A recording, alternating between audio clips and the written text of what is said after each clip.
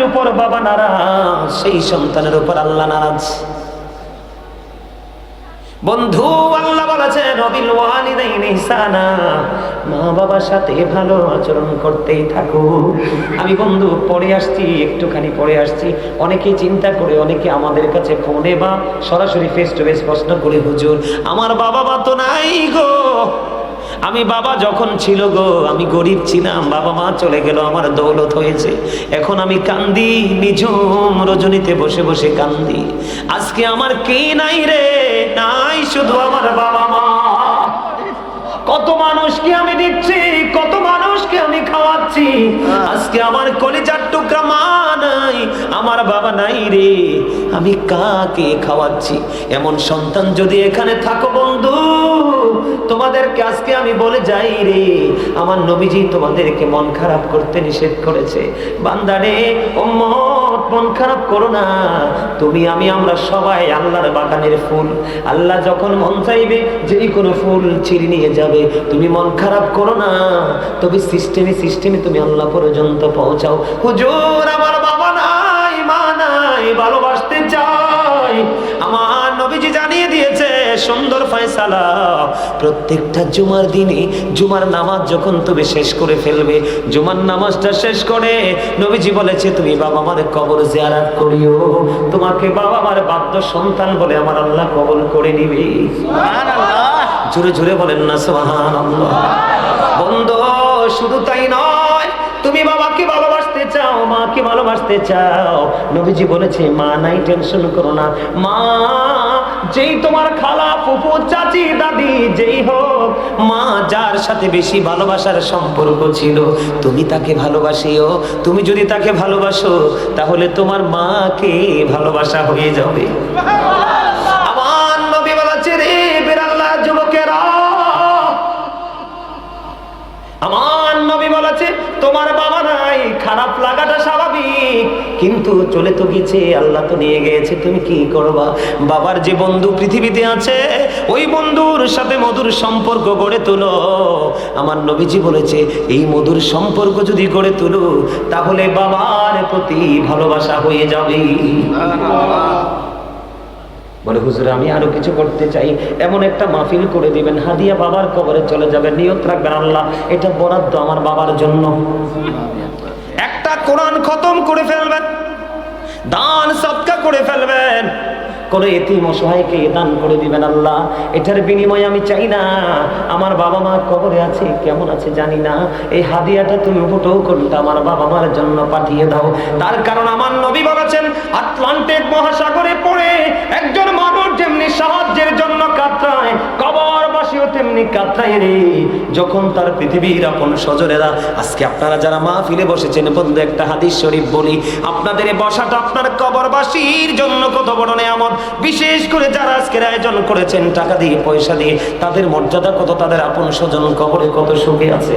আপনাদেরকে আমি বারবার বলেছি, ও বন্ধু একটু হৃদয় খুলে শুনবেন, বিরক্ত হননি কোনো? আমার নবীজি বন্ধু হাঁটতেছেন সাহাবীদেরকে নিয়ে, হঠাৎ করে দেখতে পাইলেন নবীজি দাঁড়িয়ে গেলেন, খেজুরের ডাল ভেঙ্গে দুইটা কবরের উপর ভেঙ্গে গেড়ে দিলেন। ইয়া রাসূলুল্লাহ, ইয়া হাবিবাল্লাহ, নবী গো এই কবরের উপর ডাল গেড়ে দেওয়ার মানে কি গো? আমার নবীজি বলতেছেন এই দুইটা কবরের মধ্যে আযাব চলতেছে। ইয়া রাসূলুল্লাহ, কেন কেন গো? আমার নবী বললেন একজনের দোষ ছিল, একজন মানুষের গোপন কথাও কি মেরে মেরে শুনতো, লোকালয়ে প্রকাশ করে গীবত করে ঝগড়া সৃষ্টি করত, এই কারণে তার কবরে আযাব চলতেছে। এই দ্বিতীয়টা হলো একজন ব্যক্তি প্রস্রাব করার পরে ভালো করে পবিত্র হতো না, জোরে জোরে কন্যা নাউজুবিল্লাহ, প্রস্রাব করার পরে ভালো করে পবিত্র হতো না। এই অপবিত্রতা এখনকার যুবকদের মধ্যে বেশি, কথা বলেন না কেন? এখনকার যুবকরা এমন অসভ্য প্যান্ট পরে যেটা কোরআন হাদিস সাপোর্ট করে না, দাঁড়িয়ে প্রস্রাব করে দেয়, রাস্তার পাড়ে দাঁড়িয়ে প্রস্রাব করে দেয়, পানির উপর প্রস্রাব করে দেয়। ইদানিং আমি কয়েকটা ঘটনা রাতের অন্ধকারে রেখেছি, ওই দিন দেখছি দুইটা মনে হয় বন্ধু, আপনারা কেউ আদারওয়াইজ নেন না, আমি অবাক হয়ে গেলাম মানুষ কেমন নোংরামে নিয়েও প্রতিযোগিতা করে। এক বন্ধু দাঁড়িয়ে দাঁড়িয়ে প্রস্রাব করে, আরেকটাও সঙ্গে সঙ্গে দাঁড়িয়ে পাশাপাশি দাঁড়িয়ে প্রস্রাব করতেছে। লজ্জা কোথায় গেল রে? লজ্জা তো থাকে দুই চোখের কোণে, যার লজ্জা নাই তার ঈমানও নাই। এবার নবীজি, ইয়া রাসূলুল্লাহ, দুইটা কবরের মধ্যে আযাব চলতেছে বুঝতে পারলাম, কিন্তু খেজুরের ডাল দুইটা কেন কেটে দিলেন? নবীজি বললেন, খেজুরের ডাল দুইটা যতক্ষণ পর্যন্ত ওই কবর দুইটার উপর সবুজ থাকবে ততক্ষণ পর্যন্ত আমার আল্লাহর জিকির করবে, আর যতক্ষণ জিকির চলবে রে ততক্ষণ এই কবরবাসীর কবর আযাব আমার আল্লাহ বন্ধ করবে। আজকে বিরাল্লার আশেপাশে যতগুলো কবর, সকল কবরবাসীরা খুশি, আপন স্বজনদের জন্য তারা দোয়া করতেছে। বন্ধু, যেদিন আপনি ওই কবরে চলে যাবেন সেদিন আপনিও সেটা ফিল করতে পারবেন, কিন্তু কিছু করার থাকবে না। বুদ্ধিমান যদি হন এখনই কিছু আয়োজন করে নিয়ে যান। কথা বলেন ঠিক না? প্রস্রাবটা নিয়ে একটুখানি বলবো কিনা? প্রস্রাব করাটা নিয়ে আমি বলি ম্যাক্সিমাম যুবক, কারণ মিম্বরে যখন দাঁড়াই জুমা পড়ানোর জন্য, খুতবা দেওয়ার জন্য, পাশেই বন্ধু প্রস্রাবখানা। মসজিদে কিন্তু আগে আসে না, এখনকার ছেলেরা কিন্তু মসজিদে জুমায় আগে যায় না, কম্পিটিশন করে সবার পরে যায়, সালামটা ফিরাইতে দেরি যুদ্ধ করে বের হয়ে যায়। এই নামাজ দিয়ে কোনোদিন আল্লাহর দিদার মিলবে না। আমার মূল মিশনটা, মূল জায়গাটা হলো বন্ধু, মূল থিঙ্কিংটা হলো ওইটা। হুজুর, আমার নবীজি আমার দিকে তাকান। সাদ বিন মুআয রাদিয়াল্লাহু তাআলা আনহু যখন ইন্তেকাল করলো, ইন্তেকাল করার পর ওনার কবরের পাশে দাঁড়ায় আমার নবী দোয়া করে। সাহাবীরা প্রশ্ন করলেন, ইয়া রাসূলুল্লাহ, সাদ বিন মুআযের কবরের পাশে দোয়া করার মানে কি গো? এবার আমার নবী বললেন, যুবক, প্রস্রাব করার পরে যে হুট করে উঠে যাও, প্রস্রাব করার পরে পানি খরচ করে মসজিদে চলে যাও, তুমি কিন্তু পবিত্র হতে পারো না।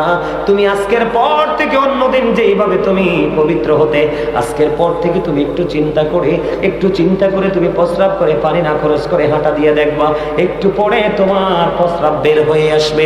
কারণ পুরুষের প্রস্রাব এত সহজেই শেষ হয় না। যুবকদের উদ্দেশ্যে বলছি, যুবক তোমরা শোনো, সাদ বিন মুআয রাদিয়াল্লাহু তাআলা আনহুর ইন্তেকালের পরে নবীজি তার কবরের পাশে দাঁড়ায় দোয়া করতেছেন। কেন গো নবী? নবী বলতেছে, সাদ বিন মুআয এমন একজন বুজুর্গ লোক ছিলেন, এমন একজন আল্লাহওয়ালা ছিলেন, এমন একজন বুজুর্গ লোক ছিলেন, যার ইন্তেকালের পরে, কিসের পরে? যার ইন্তেকালের পরে যার জানাজায় ৭০,০০০ ফেরেশতা অংশগ্রহণ করেছে। সুবহানাল্লাহ। ইয়া রাসূলুল্লাহ, যার জানাজায় ৭০,০০০ ফেরেশতা অংশগ্রহণ করে গো, তার কবরে আযাব কেন গো? নবীজি বলেছেন, তার নেকের পাল্লা, আমলের পাল্লাটা যদিও ভারী, এই কারণে ফেরেশতা ৭০,০০০ তার জানাজায় এসেছে, কিন্তু তারপরেও তার আযাবের সম্ভাবনা আছে। কেন রে? আমল করার আগে যেই পবিত্রতা অর্জন করত, প্রস্রাব করে ভালো করে পবিত্র হতো না। জোরে জোরে কন্যা নাউজুবিল্লাহ, আর জোরে কন্যা নাউজুবিল্লাহ। বন্ধু, আর অন্যদিকে যাব না, ওয়া শেষ হবে না। আমার যেই জায়গাটা বড় ভয়ঙ্কর রূপ নিয়েছে, বাবা মার সাথে সন্তানের আচরণ। শ্বশুর শাশুড়িকে খাওয়াবে, মা বাবাকে দিবে না, ঠিক। শালা শালিকে দামি কাপড় কিনে দিবে, ভাই বোন চাইলে থাপ্পড় বসিয়ে দেয়, ঠিক। আপনাদের বিরাল্লাতে হয়তো বা হয়নি, এরকম অনেক হয়েছে বন্ধু। আপনারা জানেন না আমাদের বাংলাদেশ কত নোংরামিতে ভরে গেছে। ইসলামের আইন মোটেও আমাদের মধ্যে প্রয়োগ নাই, নিজেদের খামখেয়ালি খুশি মতো চলছি। বন্ধু, আমার দিকে তাকান। আমার নবীজি বলেছেন, যে মায়ের চেহারার দিকে মায়ার নজর একটা বার তাকাইবা, মনে রেখো তোমার আমল নামায় একটা হজের সওয়াব দিবে। সুবহানাল্লাহ। এবার আমার নবীকে প্রশ্ন করলেন, ইয়া রাসূলুল্লাহ, ইয়া হাবিবাল্লাহ, নবী গো, দৈনিক যদি ১০০ বার তাকাই গো নবী। আমার নবীজি বললেন, দৈনিক যদি ১০০ বার তাকাও, তাহলে ১০০ হজের সওয়াব তোমার আমল নামায় আসবে। বলে, হুজুর, মায়ার নজরটা কি? মাকে আপনি প্রশ্ন করলেন, মা, আপনি কি দুপুর বেলা লাঞ্চ করেছেন, খাবার খেয়েছেন? মা বলল, বাবা, আমি খাইতে পারিনি, মনটা আমার চায় না। তখন আপনি একটুখানি মায়ের দিকে নজর দিলেন। আল্লাহ, আল্লাহ গো আমার মার কি হয়েছে গো আল্লাহ, আমরা সবাই মিলে খাবার খেয়েছি, মা কেন খাবার খেলো না? আমার বড় করুণা হয় গো, আমার বড় মায়া হয়, আল্লাহ আমার মা যেন খেতে পারে। এইরকম বিভিন্ন চিন্তা, বিভিন্ন থিঙ্কিং করে মায়ের দিকে তাকাইলে যখন আপনার মায়া জন্ম হবে, তখনই সাথে সাথে আপনার আমল নামায় একটা হজের সওয়াব ঢুকবে। সুবহানাল্লাহ, জোরে জোরে কন্যা সুবহানাল্লাহ। আর আপনি মার খবর নিলেন না, বাবার কোনো খবর নিলেন না, ওই সমস্ত সন্তানদেরকে নিয়ে আমার আল্লাহর ওয়াজ আমার নবীজি কি বলে শোনেন। আমার নবীজি আমার দিকে তাকান, নবীজি বলেছেন হতভাগা সে, হতভাগা সে, হতভাগা সে, কে রে সেই হতভাগা। আমার নবীজি একটা ডাক দিয়ে বললেন যে বাবা মা দুইজনকে পাইলো জীবিত অবস্থায়, অথবা একজনকে পাইলো, তাদেরকে পাওয়ার পরে বন্ধু তাদের সেবা করে তাদেরকে ভালোবেসে বন্ধু জান্নাতে যেতে পারলো না, তার মতো হতভাগা সন্তান আর কেউ হইতে পারে না। জোরে জোরে কন্যা নাউজুবিল্লাহ। আপনাদেরকে বলি, মায়েরে পাগল যুবক ছেলে কত বছর করেছেন সেটাই এই মুহূর্তে আমার মনে পড়তেছে না। বন্ধু মিনিমাম বন্ধু 4 থেকে 8 বছর হবে সম্ভবত। মায়ের এক পাগল ছেলে, মা বলল অসুস্থ, হাঁটতে চলতে পারে না, বাবা সন্তানের কাছে আবদার করলো, বাবা বাবা গো আমার তো মনে চায় খানায় কাবা আমি তাওয়াফ করতে। এবার কি করলেন, কিতাব প্রমাণ করেছে সন্তান ওই অসুস্থ মাকে কাঁধে নিলেন, কাঁধে নিয়ে বন্ধু বছরের পর বছর, বছরের পর বছর খানায় কাবা তাওয়াফ করলেন। খানায় কাবা যখন তাওয়াফ করলেন, করানোর পরে বন্ধু সাদিকুত তাইয়ার নামক এক আবেদকে প্রশ্ন করলেন, আপনি বলে দিন আমি বছরের পর বছর, বছরের পর বছর কত বছর আমি আমার মাকে কাঁধে করিয়া খানায় কাবা আমি তাওয়াফ করিয়েছি, আপনি বলে দেন না আমি যে মায়ের স্তন চেপে ধরে দুধ পান করেছি, এই দুধের ঋণ শোধ হয়েছিনি। এবার ওই সাদিকুত তাইয়ার একটা ডাক দিয়ে বলে, বন্ধু তোমার হায়াত যদি 50,000 বছর যদি হয় রে, 50,000 বছর যদি মাকে কাঁধে করিয়া তুমি যদি ঘুরাও, তুমি একটা নিঝুম রাত্রিতে মা প্রস্রাবের মধ্যে পড়ে রইল, তোমার কষ্ট হবে বলে তোমার ঘুম ভাঙালো না। ও বন্ধু একটা রজনী মায়ের স্তনে চেপে ধরে যেই দুধ পান করেছো, 50,000 বছর যদি মাকে কাঁধে করে চড়াওনি, একটা নিঝুম রাত্রিতে স্তন চেপে ধরে যে দুধ খেয়েছো, একটা রাতের দুধ পানির ঋণ তুমি শোধ করতে পারবা না। এমন করে কেমন করে কষ্ট দাও রে বন্ধু। আমি যদি আমার ব্যক্তিগত কথা যদি বলি রে, আমি কোনোদিন আমার মায়ের মলিন চেহারা দেখতে পারি না। যদি দেখি আমার বাবা মা, বিশেষ করে মা যদি দেখি চেহারা মলিন হয়ে গেছে রে, আমার কাছে মনে হয় আমার পৃথিবী বন্ধু ছোট হয়ে গেছে। মা হলো সুখ, মা না মা শব্দটা এমন একটা পৃথিবী, সেই পৃথিবী সন্তানের জন্য পুরো নিরাপদ। পৃথিবীর সব জায়গায় গেলে আপনার ভয় আছে রে, মায়ের আঁচল তোলে সন্তানের কোনো ভয় নাই। মায়ের প্রেমিক সন্তান যেটা মা হারাইছে সে বুঝে রে মায়ের বিরহ কত যন্ত্রণার।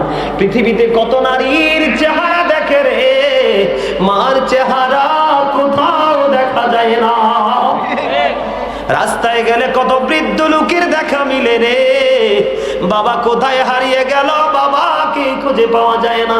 ও বিরাল্লার যুবকেরা, বাবার কলিজায় আগুন দিও না, মার কলিজায় আগুন দিও না। মনে রাখবা পৃথিবীতে যদি সন্তানের সুখ, সন্তানের মন বুঝে রে, সেটা হলো বাবা মা। তোমার বউ কিন্তু তোমার মন বুঝবে না, শাশুড়ি তোমার মন বুঝবে না, শ্বশুর তোমার মন বুঝবে না। তোমার যদি না থাকে বাবা মা, তোমার কাছে চাইবেও না।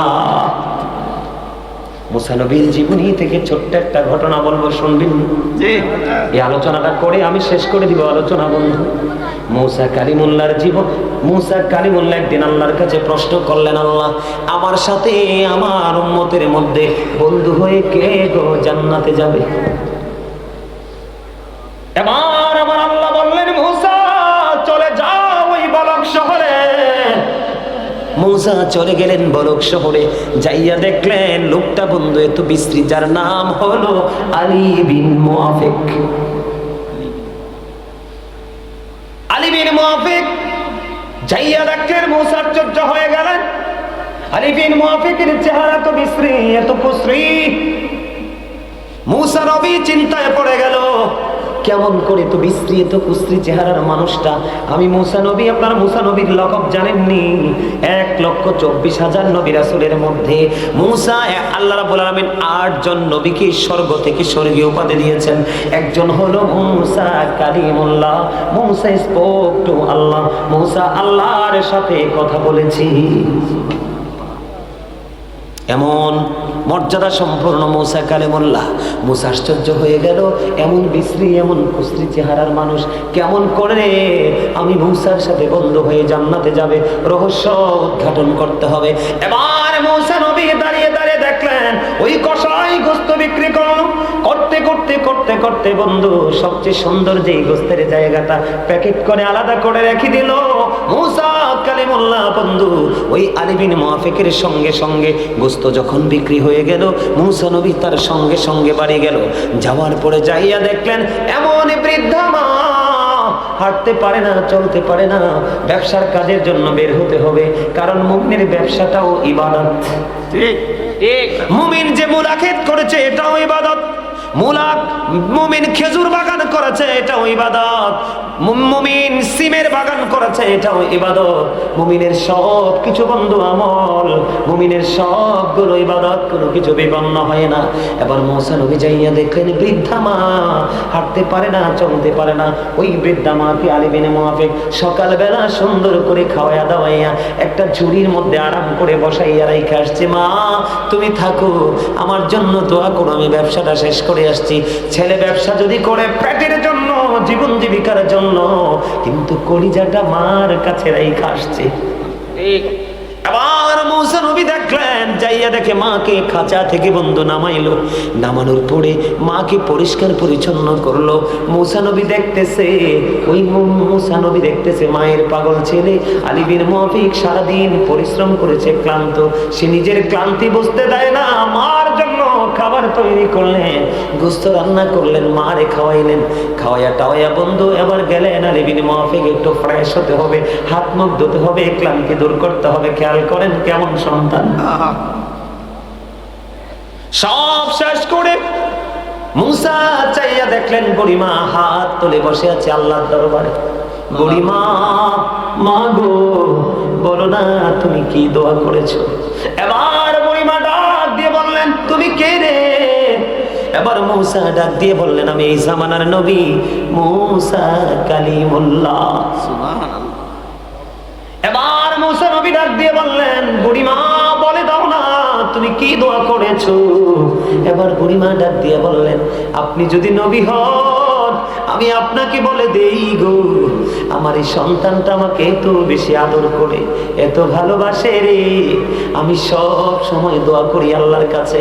আজকেও দোয়া করে দিলাম, আল্লাহ আল্লাহ গো, আমার নবী মূসা, আমার এই সন্তানটাকে তুমি মূসার বন্ধু বানাইয়া জান্নাতে দিও। আর মূসা একটা ডাক দিয়ে বলল, বুড়িমা, মা গো, আমি আল্লাহর কাছে দরখাস্ত দিয়েছিলাম, আল্লাহ গো আমার সাথে কে গো জান্নাতে বন্ধু হয়ে যাবে? ওই বুড়িমা একটা ডাক দিয়া যখন ও বন্ধু বললেন আমার নবী মূসা কালিমুল্লাহ, ডাক দিয়া কই, বুড়িমা আমি আল্লাহর কাছে জানতে চেয়েছি আমার সাথে কে যাবে জান্নাতে বন্ধু হয়ে, আমার আল্লাহ জানিয়ে দিয়েছে তোমার ছেলে। জোরে জোরে বন্ধু এবার বন্ধু আমি একটু নেগেটিভ সাইডে যাব। বুখারী শরীফের মধ্যে এসেছে হাদিস খানা। ও বন্ধু তোমরা শোনো, মাকে বিন্দু পরিমাণ আঘাত করা যাবে না। কোনো কারণে মা যদি আঘাত পায় রে, তোমার সোনালী দিন অন্ধকারে কাচ্ছন্ন জগতের দিকে চলে যাবে। তোমরা বুখারী শরীফের হাদিস, জগৎ তোমরা বিরক্ত হয়ো না, আমি ওয়াজটা শেষ করে দিচ্ছি, একটুখানি ধৈর্য ধরো তোমরা। আলী বিন মুআফিক এটা তো চলে গেল বন্ধু। বন্ধুরে আমার, হযরতে জুরিজ নামে একজন আল্লাহওয়ালা যুবক ছিলেন। হাদিস শরীফের মধ্যে এসেছে হযরতে জুরিজ, বুখারী শরীফের মধ্যে এসেছে মায়ের প্রেমিক। জুরিজ যেমন একটা আল্লাহওয়ালা ছিলেন, বুজুর্গ ছিলেন। মানুষের ভিড়ে তিনি আমল করতে পছন্দ করতেন না, তিনি নির্জনে বসে বসে একা একা আল্লাহর সাথে প্রেমের ডুরি লাগাইতে পছন্দ করতেন। খেয়াল করেন বন্ধু, লোকালয় থেকে অনেক দূরে চলে গেলেন জুরিজ, যেখানে একটা মাটি দিয়া হুজরা বানানো হলো, মাটি দিয়ে ঘর বানানো হলো। এই ঘরের মধ্যে জুরিজ বসে বসে বসে বসে আল্লাহর গোলামি করে। হঠাৎ করে একদিন জুরিজ নামাজরত অবস্থায়, যুবক হৃদয় খুলে শুনো, জুরিজ কিন্তু নামাজ পড়তেছে, গভীর খেয়াল, নামাজরত অবস্থায়। এবার ওই জুরিজের মা বাহির থেকে কে ডাকে, বাবা জুরিজ, আমি মা এসেছি, তুমি তোমার সাথে দেখা করব। এবার জুরিজ তো নামাজরত অবস্থায়, জুরিজ আল্লাহকে বলতেছেন, আল্লাহ আমি তো নামাজের নিয়ত বেঁধে ফেললাম, আমি কি আমার মায়ের সাথে দেখা করব নাকি আমি নামাজটা চালিয়ে যাব? এবার বন্ধু তিনি পরে সিদ্ধান্ত করলেন, না না আমি নামাজটাই চালিয়ে যাই। তিনি নামাজ চালিয়ে গেলেন, নামাজ শেষ করে বাইরে এসে দেখে মা নাই, মা চলে গেছে। একদিন চলে গেল, দ্বিতীয় দিন আবার বন্ধু জুরিজ সেম টাইম নামাজরত অবস্থায়। দ্বিতীয় দিন আবার মা এসে হুজরার বাহির থেকে ডাকে, বাবা বাবা গো তুমি কোথায় গো, আমি মা ডাকছি। এবার বন্ধু জুরিজ, যখন জুরিজ রে মা ডাকে, জুরিজ তো নামাজ পড়ে। আজকেও গতদিনের মতো ডেকে ডেকে বলছে, বোঝো যুবক বোঝো কি বলি। আজকেও বলতেছে, আল্লাহ গো নামাজ চালিয়ে যাব নাকি মায়ের সাথে দেখা করব। শেষ সিদ্ধান্ত নিলেন, নামাজ আমি শেষ করে ফেললাম। পরে বন্ধু নামাজ শেষ করে এসে দেখে আজকেও মা নাই, আজকেও চলে গেছে। 2 দিন চলে গেল, আবার তৃতীয় দিন আসলো। ঠিক তৃতীয় দিনে জুরিজ নামাজরত অবস্থায়, মা ডাকছে, জুরিজ কিন্তু মায়ের ডাকে সাড়া দেয় না। তৃতীয় দিন নামাজ শেষ করার পরে এবার হুজরার বাইরে আসলেন, বাইরে এসে চাইয়া দেখে রে আজকেও মা নাই। আর এক এক করে 3 দিন আসলো, ছেলে নামাজ পড়ে মার সাথে দেখা করলো না। মার কলিজায় আঘাত লাগছে। হাদিস শরীফের মধ্যে এসছে, মা তৃতীয় দিন যাওয়ার সময় বলেছে, আল্লাহ আমি একে একে 3 দিন আসলাম, ছেলেটা দেখা দিল না, তাকে বেশ্যা মহিলার মুখ না দেখাইয়া মরণ দিও না। জুড়ে জুড়ে নাউজুবিল্লাহ। মা কি দিল?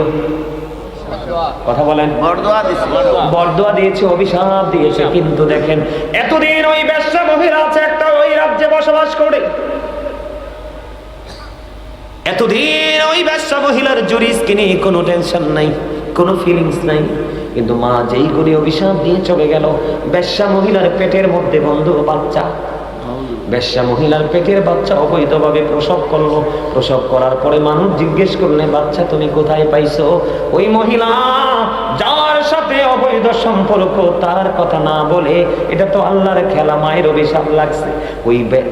ওই বেশ্যা মহিলা ডাক দিয়ে বলে, এই সন্তান আমাকে দিয়েছে জুরিজ। জুরি জুরি কন্যা নাউজুবিল্লাহ। মায়ের অভিশাপ কাজে রাখছে, কথা বলেন লাগছে? মাকে কি বকা দিছে? কথা বলেন না, কোনো বকা দিছে? আল্লাহর গোলামিতে আছে রে। ও বন্ধু, বেশ্যা মহিলার মুখ না দেখাইয়া মরণ দিও না, মায়ের অভিশাপ। এবার যখন জানতে পারলেন, দেখবেন চোর চুরি করলে কেউ কিছু বলে না, ইমাম সাহেব একটু দোষ করলে কিন্তু সমালোচনার ঝড় বয়ে যায়। ঠিক তেমন হলো জুরিজের বেলায়। সে তো আল্লাহ বলে, এত বুজুর্গ, কেমন করে সেই নোংরা কাজটা করলো। ও বন্ধু, এবার তৎকালীন সময় মানুষ জুরিজের কাছে চলে গেল, তার হুজরাটা বন্ধু ভেঙে ফেললো। কি করলো? তার হুজরাটা টেনে হেসে ভেঙে ফেললো। এবার তাকে প্রহার করতে শুরু করলো, টেনে হিসড়ে তাকে হুজরা থেকে বের করলো। জুরিজ ডেকে ডেকে বলে, কে রে, কেন বা আমাকে প্রহার করছো? এবার মানুষগুলো ডেকে ডেকে বলে, তোমাকে প্রহার করার কারণ হলো ওই বেশ্যা মহিলার সাথে তুমি মেলামেশা করেছো। অথচ সরল মনা জুরিজ কিছুই তো জানে না। মূলত অভিশাপ হলো মায়ের। কার? বলেন, কার অভিশাপ? এবার বন্ধু জুরিজ কত বুজুর্গ দেখেন, তারপরে মায়ের অভিশাপ লেগে গেল। জুরিজকে মারতে মারতে টেনে হেসড়ে বের করে দিল।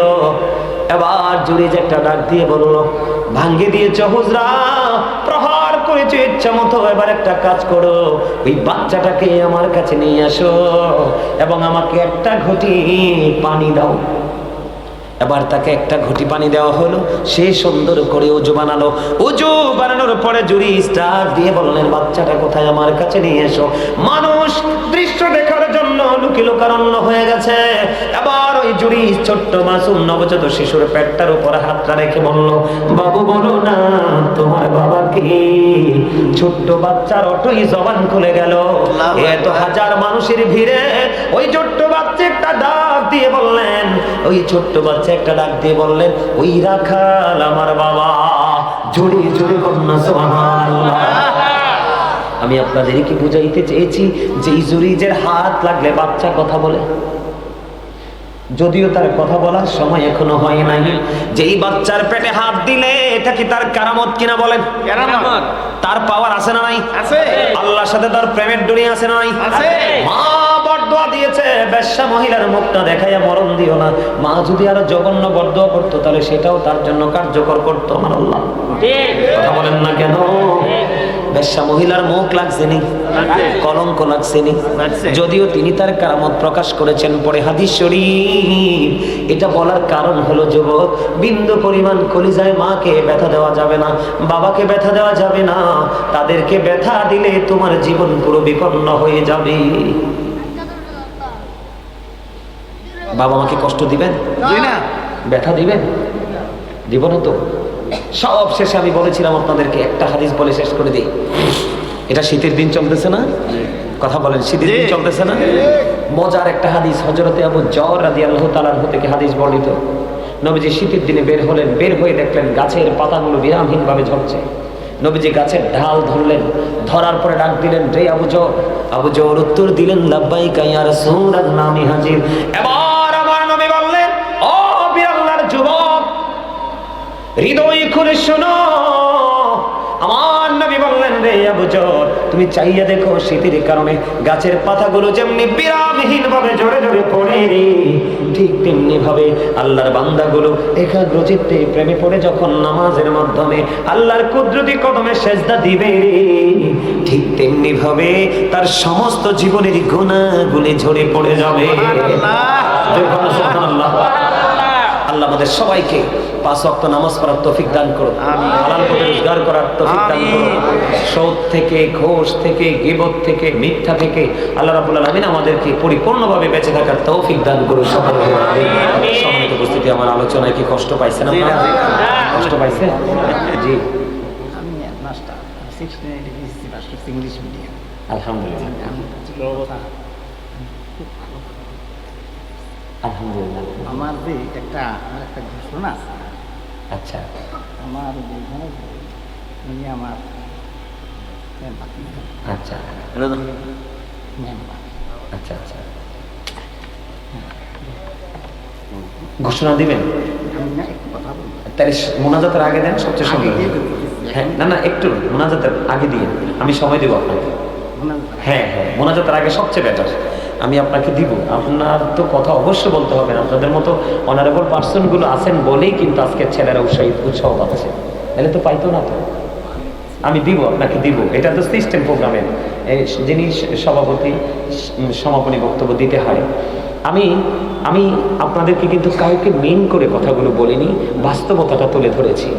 আমার নবী কিন্তু বাস্তবতাকে তুলে ধরার কথা বলেছেন এবং নবীও বাস্তবতাকে কি করেছেন, প্রাধান্য দিয়েছে। যেমন আমি যদি আপনাকে একটা এক্সাম্পল দিই বাস্তবতা নিয়ে, এদিকে তাকান। নবীজির কাছে একদিন এক ইহুদি আসলেন দিন সম্পর্কে জানার জন্য। খেয়াল করেন বাস্তবতাকে আমরা কিভাবে মূল্যায়ন করব। নবীজির কাছে যখন একজন ইহুদি আসলো, কিসের জন্য? দিনের সম্পর্কে শিক্ষা নেওয়ার জন্য। কিন্তু তিনি যখন নবীজির মজলিসে বসলো তখন তিনি ওটটাকে ছেড়ে বসেছে। কি করে বসেছে? ওটটাকে ছেড়ে বসেছে। মরুচারীদের জন্য কিন্তু ওট ছিল একটা ইম্পর্টেন্ট একটা সম্পদ। এদিক তাকান তো, নবীজি দেখলেন নবীজি যখন কথা বলতেছে তখন ওই ইহুদি একবার আমার নবীজির দিকে তাকায়, আরেকবার তার ছাড়া ওটটার দিকে তাকায়, একবার নবীজির দিকে তাকায়, একবার ছাড়া উটটার দিকে তাকায়। তখন নবীজি খেয়াল করেছেন তার বাস্তবতাকে মূল্যায়ন করতে হবে, কারণ তার আমার কথার চাইতে বাস্তব কথা হলো তার সম্পদের প্রতি কি টান বেশি। তো এই ক্ষেত্রে নবীজি বলেছেন, তুমি তোমার উটটাকে বেঁধে আসো। আল্লাহু আকবার, আল্লাহু আকবার বলেন না? কি করে আসো?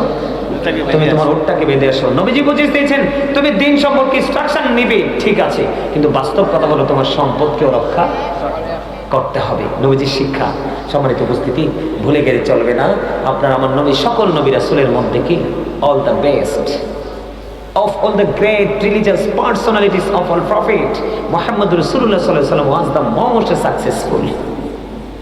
পৃথিবীতে যত নবী রাসূল এসেছে সকল নবী রাসূলের মধ্যে আপনার আমার নবী রাজনীতি থেকে ইমামতি প্রত্যেকটা সেক্টরে 100% সফল, মোস্ট সাকসেসফুল, সবচেয়ে সফল।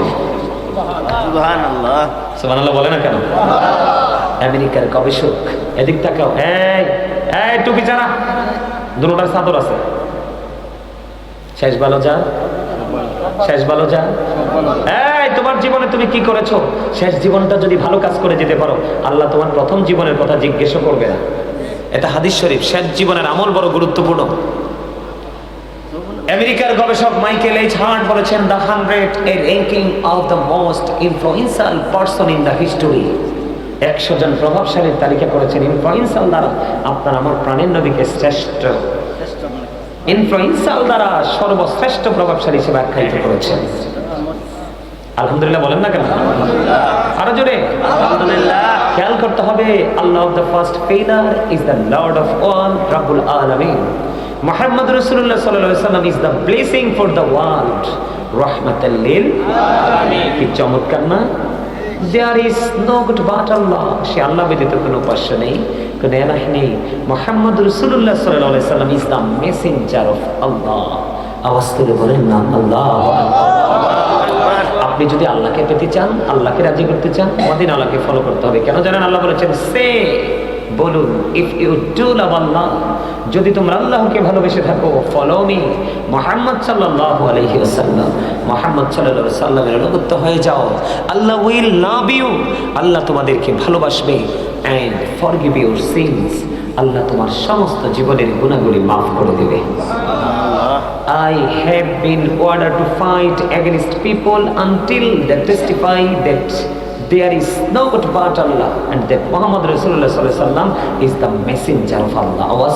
নবীজি বলেছেন, যিনি সুদ খায়, যিনি সুদ দেয়, যিনি সুদের সহযোগিতা করে, যিনি সুদের স্ট্যাম্প লেখে, যিনি সুদের টাকা কালেক্ট করে, যিনি বন্ধু সুদের টাকা বিনিয়োগ করে, আমার নবী বললেন সব শ্রেণীর মানুষের সাজা এক হবে, 19-20 করা হবে না। হুজুর কেন গো?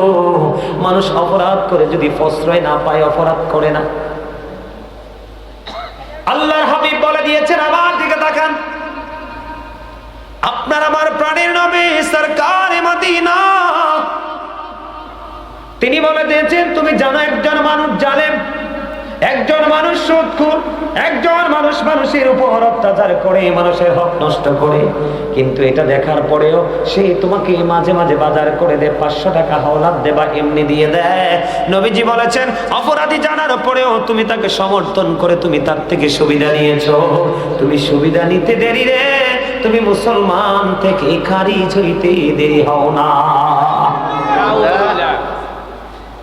আওয়াজ তুলে কন্যা নাউজুবিল্লাহ।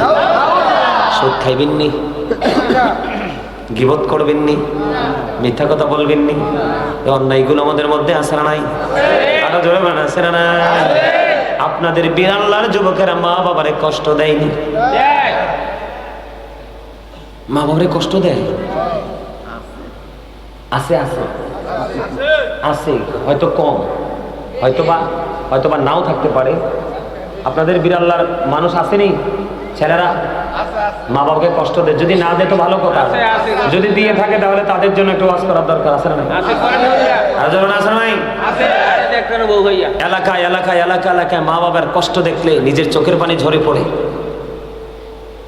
এই যদি হয়, মা বাবার শেষ পরিণতি, তুলে সন্তানের কি দরকার?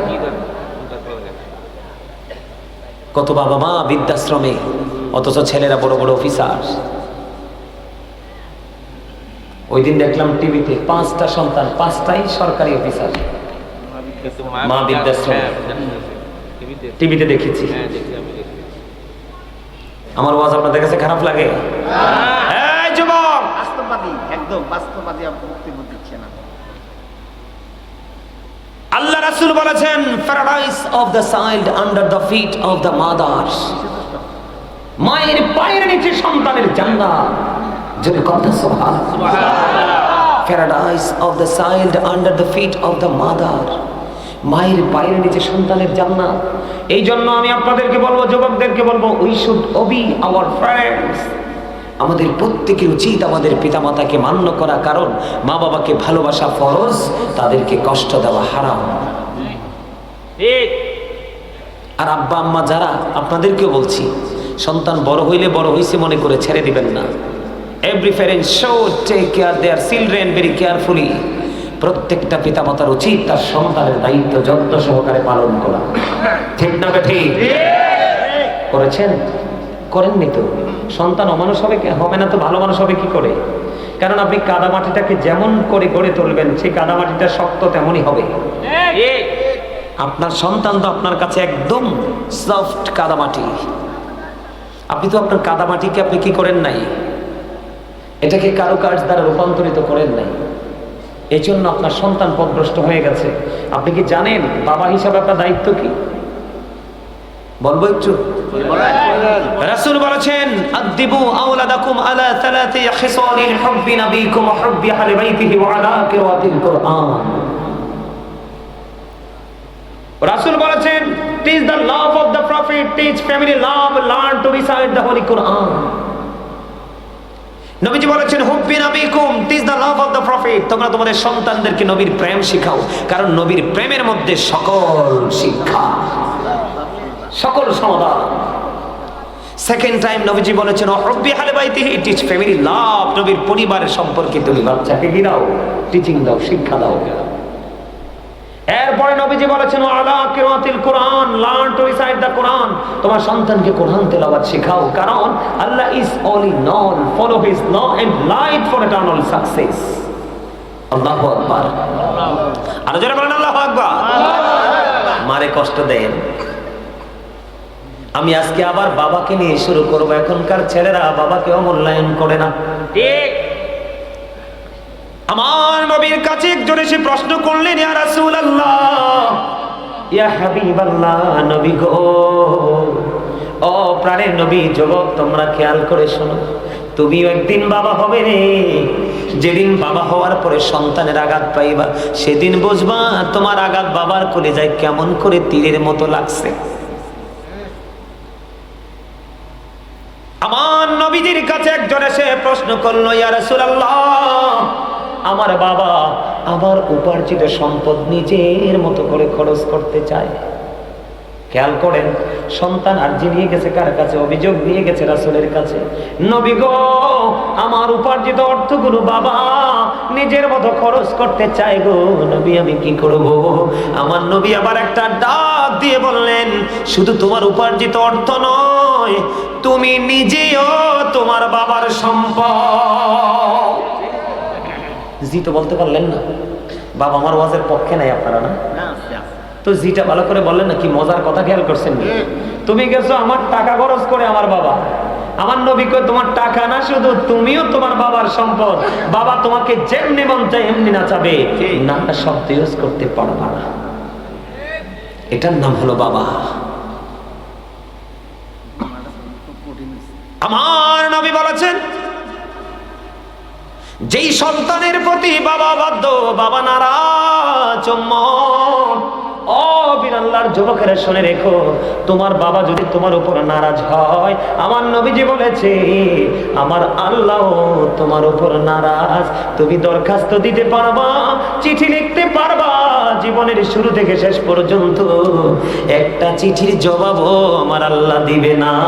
আমার আল্লাহ তোমার চিঠির জবাব দিতে প্রস্তুত নয়।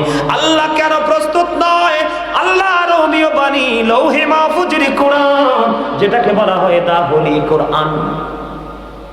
আল্লাহ কয়, বান্দা আমার ওই কোরআন, এই কোরআন আমি আল্লাহর জবান, আমি আল্লাহর কথা। তোমরা তোমাদের বাবা মার মর্যাদা কত বেশি রে, ওই কোরআনের দিকে চোখ মেলে তাকিয়ে দেখো। আমার আল্লাহ বলেছেন, ওয়াবুদুল্লাহ ওয়ালা তুশরিকু বিহি শাইয়্যান ওয়া বিল ওয়ালিদাইনি ইহসানা। তোমরা আল্লাহর ইবাদত করো, আল্লাহ আল্লাহর সাথে কাউকে শরীক করিও না, কোনো কিছুকে শরীক করিও না। অবিল ওয়ালিদাইনে ইহসানা, মা বাবাকে ভালোবাসতেই থাকো। এর জন্য আমি একটা কবিতা লিখছি, বলবো? এটা লিখেছি ইংলিশে। I love my country, I love my land, I love my mother father's, I love my friends. মাথা লাগান না কেন? আমি আমার দেশকে ভালোবাসি। I love my country and countries people. আমি দেশকে ভালোবাসি, দেশের মানুষকে ভালোবাসি, কারণ আমি তোমার, তুমি আমার। কথা বলে না কেন? কথা বল না। বিদেশি যদি একটা, আপনার কাছে ভালো লাগতেছে? আলহামদুলিল্লাহ, আলহামদুলিল্লাহ। আপনি দেখেন, আমার দেশের একটা ছেলে যখন বিদেশের কোথাও দেশে মারা যায়, দেখবেন সারা দেশের মানুষের চোখ দুটো অস্ত্রসিক্ত হয়ে যায়। আল্লাহ গো, আল্লাহ, আমার দেশটা গরিব বলে আমার দেশের ছেলে পরিশ্রম করতে গেছে, তাই বলে কি নির্যাতিত হয়ে, নিপীড়িত হয়ে মারা যেতে হবে? এটা কিন্তু কোনো মুসলমানই মেনে নেয় না।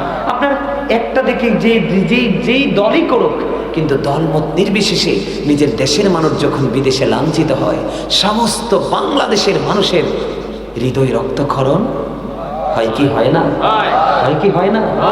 এই জন্য আমি বলেছি, I love my country, I love my land, I love my mother father's, I love my friends. চলে কর না মারহাবা। এটা জাগতিক দৃষ্টিতে বলি, জগতের বাইরে যদি গিয়ে যাই তাহলে আই লাভ মাই প্রফিট মুহাম্মদ রাসূলুল্লাহ সাল্লাল্লাহু আলাইহি ওয়াসাল্লাম। চলে কর না সুবহানাল্লাহ। নবীজির নাম মোবারক নিয়ে যেই ব্যক্তি এভাবে চুমু খাবে, নবীজি কাল হাদিস শরীফটা আমি নিজে পড়ছি। নবীজি বলেছে, নবীজির মহব্বতের কারণে নবীজি তাকে হাতে ধরে ধরে কাল হাসরের তিনি জান্নাতে নিয়ে ঢুকাবে। সুবহানাল্লাহ। আপনি নবীকে ভালোবাসতে পারেন বা না পারেন, কিন্তু কেউ যদি ভালোবাসে, কারণ যার প্রেম যেমন তার প্রকাশটাও তেমন। কিন্তু আপনি কখনোই কোনো ধরনের এঙ্কার বা তহমত করবেন, করলে এঙ্কারটা যায়, যদি করেছেন তাকে কিন্তু তার আচরণকে করেছেন, কিন্তু আচরণটা তো নবীকে ঘিরে। তো নেগেটিভ সাইডটা কোথায় গিয়ে লাগে? আমার নবীর কাছে গিয়ে লাগে। নবী যদি নারাজ হয়, আল্লাহকে আপনি কোনোদিনও পাবেন না। আর নবীকে রাজি করতে পারলে আল্লাহ কয়, আমি তোমার অটো হয়ে যাই। সুবহানাল্লাহ। জোরে জোরে কর না সুবহানাল্লাহ। আর জোরে কর না সুবহানাল্লাহ। আমার নবী বলেছে, যেই সন্তানের উপর বাবা নারাজ, সেই সন্তানের উপর আল্লাহ নারাজ। বন্ধু, আল্লাহ বলেছে নবিল ওয়ালিদাইনি ইহসানা, মা বাবার সাথে ভালো আচরণ করতেই থাকো। আমি বন্ধু পড়ে আসছি, একটুখানি পড়ে আসছি। অনেকেই চিন্তা করে, অনেকে আমাদের কাছে ফোনে বা সরাসরি ফেস টু ফেস প্রশ্ন করে, হুজুর আমার বাবা মা তো নাই গো, আমি বাবা যখন ছিল গো, আমি গরিব ছিলাম, বাবা মা চলে গেল, আমার দৌলত হয়েছে, এখন আমি কান্দি, নিঝুম রজনীতে বসে বসে কান্দি। আজকে আমার কে নাই রে, নাই শুধু আমার বাবা মা। কত মানুষকে আমি দিচ্ছি, কত মানুষকে আমি খাওয়াচ্ছি, আজকে আমার কলিজার টুকরা মা নাই, আমার বাবা নাই রে, আমি কাকে খাওয়াচ্ছি? এমন সন্তান যদি এখানে থাকো বন্ধু, তোমাদেরকে আজকে আমি বলে যাই রে, আমার নবীজি তোমাদেরকে মন খারাপ করতে নিষেধ করেছে। বান্দারে, উম্মত, মন খারাপ করো না। তুমি, আমি, আমরা সবাই আল্লাহর বাগানের ফুল। আল্লাহ যখন মন চাইবে যেই কোনো ফুল ছিঁড়ে নিয়ে যাবে। তুমি মন খারাপ করো না, তবে সিস্টেমে তুমি আল্লাহ পর্যন্ত পৌঁছাও। হুজুর আমার বাবা নাই, মা নাই, ভালোবাসতে চাই। আমার নবীজি জানিয়ে দিয়েছে সুন্দর ফয়সালা, প্রত্যেকটা জুমার দিনে জুমার নামাজ যখন তুমি শেষ করে ফেলবে, জুমার নামাজটা শেষ করে নবীজি বলেছে তুমি বাবা মার কবর জিয়ারত করিও, তোমাকে বাবা মার বাধ্য সন্তান বলে আমার আল্লাহ কবুল করে নিবে। সুবহানাল্লাহ। জোরে জোরে বলেন না সুবহানাল্লাহ। বন্ধু, শুধু তাই নয়, তুমি বাবাকে ভালোবাসতে চাও, মাকে ভালোবাসতে চাও, নবীজি বলেছে মা নাই, টেনশন করো না। মা যেই তোমার খালা, ফুফু, চাচি, দাদি যেই হোক, মা যার সাথে বেশি ভালোবাসার সম্পর্ক ছিল, তুমি তাকে ভালোবাসিও। তুমি যদি তাকে ভালোবাসো, তাহলে তোমার মাকে ভালোবাসা হয়ে যাবে। আমার নবী বলেছে, রে বেরাল্লাহ যুবকেরা, আমার নবী বলেছে তোমার বাবা নাই, খারাপ লাগাটা স্বাভাবিক, কিন্তু চলে তো গেছে, আল্লাহ তো নিয়ে গেছে, তুমি কি করবা? বাবার যে বন্ধু পৃথিবীতে আছে ওই বন্ধুর সাথে মধুর সম্পর্ক গড়ে তোলো। আমার নবীজি বলেছে এই মধুর সম্পর্ক যদি গড়ে তোলো তাহলে বাবার প্রতি ভালোবাসা হয়ে যাবে। বলে হুজুর আমি আরো কিছু করতে চাই, এমন একটা মাহফিল করে দিবেন হাদিয়া বাবার কবরে চলে যাবে, নিয়ত রাখবেন আল্লাহ এটা বরাদ্দ আমার বাবার জন্য। একটা কোরআন খতম করে ফেলবেন, দান সদকা করে ফেলবেন, কোন এতিম অসহায়কে দান করে দিবেন আল্লাহ। এটার বিনিময়ে আমি চাই না আমার বাবা মা কবরে আছে কেমন আছে জানি না, এই হাদিয়াটা তুমি উপটৌ করতে আমার বাবা মার জন্য পাঠিয়ে দাও। তার কারণ আমার নবী বলেছেন আটলান্টিক মহাসাগরে পড়ে একজন মানুষ যেমনি সাহায্যের জন্য কাতরায়, কবরবাসীও তেমনি কাতরায় রে যখন তার পৃথিবীর আপন স্বজনেরা। আজকে আপনারা যারা মাহফিলে বসেছেন বন্ধু একটা হাদিস শরীফ বলি, আপনাদের এই বসাটা আপনার কবরবাসীর জন্য কত বড় নেয়ামত। বিশেষ করে যারা আজকের আয়োজন করেছেন টাকা দিয়ে পয়সা দিয়ে, তাদের মর্যাদা কত, তাদের আপন স্বজন কবরে কত সুখে আছে। আপনাদেরকে আমি বারবার বলেছি ও বন্ধু একটু হৃদয় খুলে শুনবেন, বিরক্ত হননি কোনো? আমার নবীজি বন্ধু হাঁটতেছেন সাহাবীদেরকে নিয়ে, হঠাৎ করে দেখতে পাইলেন নবীজি দাঁড়িয়ে গেলেন, খেজুরের ডাল ভেঙ্গে দুইটা কবরের উপর ভেঙ্গে গেড়ে দিলেন। ইয়া রাসূলুল্লাহ ইয়া হাবিবাল্লাহ, নবী গো এই কবরের উপর ডাল গেড়ে দেওয়ার মানে কি গো? আমার নবীজি বলতেছেন এই দুইটা কবরের মধ্যে আযাব চলতেছে। ইয়া রাসূলুল্লাহ কেন কেন গো? আমার নবী বললেন একজনের দোষ ছিল, একজন মানুষের গোপন কথাও কি মেরে মেরে শুনতো, লোকালয়ে প্রকাশ করে গীবত করে ঝগড়া সৃষ্টি করতো, এই কারণে তার কবরে আযাব চলতেছে। এই দ্বিতীয়টা হলো একজন ব্যক্তি প্রস্রাব করার পরে ভালো করে পবিত্র হতো না, জোরে জোরে কন্যা নাউজুবিল্লাহ, প্রস্রাব করার পরে ভালো করে পবিত্র হতো না। এই অপবিত্রতা এখনকার যুবকদের মধ্যে বেশি, কথা বলেন না কেন?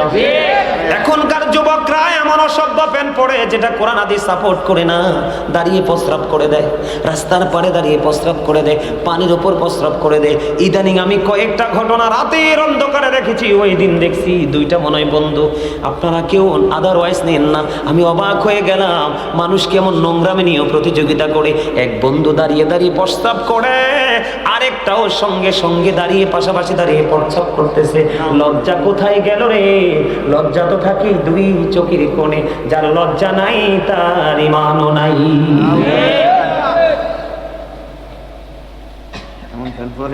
এবার নবীজি ইয়া রাসূলুল্লাহ দুইটা কবরের মধ্যে আযাব চলতেছে বুঝতে পারলাম, কিন্তু খেজুরের ডাল দুইটা কেন কেটে দিলেন? নবীজি বললেন খেজুরের ডাল দুইটা যতক্ষণ পর্যন্ত ওই কবর দুইটার উপরে সবুজ থাকবে ততক্ষণ পর্যন্ত আমার আল্লাহর জিকির করবে, আর যতক্ষণ জিকির চলবে রে ততক্ষণ এই কবরবাসীর কবর আযাব আমার আল্লাহ বন্ধ করবে। আজকে বিরাল্লার আশেপাশে যতগুলো কবর, সকল কবরবাসীরা খুশি, আপন স্বজনদের জন্য তারা দোয়া করতেছে। বন্ধু যেদিন আপনি ওই কবরে চলে যাবেন সেদিন আপনিও সেটা ফিল করতে পারবেন, কিন্তু কিছু করার থাকবে না। বুদ্ধিমান যদি হন এখনই কিছু আয়োজন করে নিয়ে যান। কথা বলেন ঠিক না? প্রস্রাবটা নিয়ে একটুখানি বলবো কিনা? প্রস্রাব করাটা নিয়ে আমি বলি ম্যাক্সিমাম যুবক, কারণ মিম্বরে যখন দাঁড়াই জুমা পড়ানোর জন্য, খুতবা দেওয়ার জন্য, পাশেই বন্ধু প্রস্রাবখানা, মসজিদে কিন্তু আগে আসে না। এখনকার ছেলেরা কিন্তু মসজিদে জুমায় আগে যায় না, কম্পিটিশন করে সবার পরে যায়, সালামটা ফিরাইতে দেরি যুদ্ধ করে বের হয়ে যায়। এই নামাজ দিয়ে কোনোদিন আল্লাহর দিদার মিলবে না। আমার মূল মিশনটা, মূল জায়গাটা হলো বন্ধু, মূল থিঙ্কিংটা হলো ওইটা। হুজুর আমার নবীজি আমার দিকে তাকান, সাদ বিন মুআয রাদিয়াল্লাহু তাআলা আনহু যখন ইন্তেকাল করলো, ইন্তেকাল করার পর ওনার কবরের পাশে দাঁড়ায় দাঁড়ায় আমার নবী দোয়া করে। সাহাবীরা প্রশ্ন করলেন ইয়া রাসূলুল্লাহ সাদ বিন মুআযের কবরের পাশে দোয়া করার মানে কি গো? এবার আমার নবী বললেন যুবক, প্রস্রাব করার পরে যে হুট করে উঠে যাও, প্রস্রাব করার পরে পানি খরচ করে মসজিদে চলে যাও, তুমি কিন্তু পবিত্র হতে পারো না। তুমি আজকের পর থেকে অন্যদিন যেইভাবে তুমি পবিত্র হতে, আজকের পর থেকে তুমি একটু চিন্তা করে তুমি প্রস্রাব করে পানি না খরচ করে হাঁটা দিয়ে দেখবা, একটু পরে তোমার প্রস্রাব বের হয়ে আসবে। কারণ পুরুষের প্রস্রাব এত সহজেই শেষ হয় না। যুবকদের উদ্দেশ্যে বলছি, যুবক তোমরা শোনো, সাদ বিন মুআজ রাদিয়াল্লাহু তাআলা আনহুর ইন্তেকালের পরে নবীজি তার কবরের পাশে দাঁড়ায় দাঁড়ায় দোয়া করতেছেন। কেন গো নবী? নবী বলতেছে সাদ বিন মুআজ এমন একজন বুজুর্গ লোক ছিলেন, এমন একজন আল্লাহওয়ালা ছিলেন, এমন একজন বুজুর্গ লোক ছিলেন যার ইন্তেকালের পরে, কিসের পরে? যার ইন্তেকালের পরে যার জানাজায় ৭০,০০০ ফেরেশতা অংশগ্রহণ করেছে। সুবহানাল্লাহ। ইয়া রাসূলুল্লাহ, যার জানাজায় ৭০,০০০ ফেরেশতা অংশগ্রহণ করে গো, তার কবরে আযাব কেন গো? নবীজি বলেছেন তার নেকের পাল্লা, আমলের পাল্লাটা যদিও ভারী, এই কারণে ফেরেশতা ৭০,০০০ তার জানাজায় এসেছে, কিন্তু তারপরেও তার আযাবের সম্ভাবনা আছে। কেন রে? আমল করার আগে যেই পবিত্রতা অর্জন করত, প্রস্রাব করে ভালো করে পবিত্র হতো না। জোরে জোরে কন্যা নাউজুবিল্লাহ, আর জোরে কন্যা নাউজুবিল্লাহ। এবার আসের বন্ধু, আর অন্যদিকে যাব না, ওয়া শেষ হবে না। আমার যেই জায়গাটা বড় ভয়ঙ্কর রূপ নিয়েছে, বাবা মার সাথে সন্তানের আচরণ। শ্বশুর শাশুড়িকে খাওয়াবে, মা বাবাকে দিবে না। ঠিক। শালা শালিকে দামি কাপড় কিনে দিবে, ভাই বোন চাইলে থাপ্পড় বসিয়ে দেয়। ঠিক। আপনাদের বিড়াল্লাতে হয়তো বা হয়নি, এরকম অনেক হয়েছে বন্ধু। আপনারা জানেন না আমাদের বাংলাদেশ কত নোংরামিতে ভরে গেছে।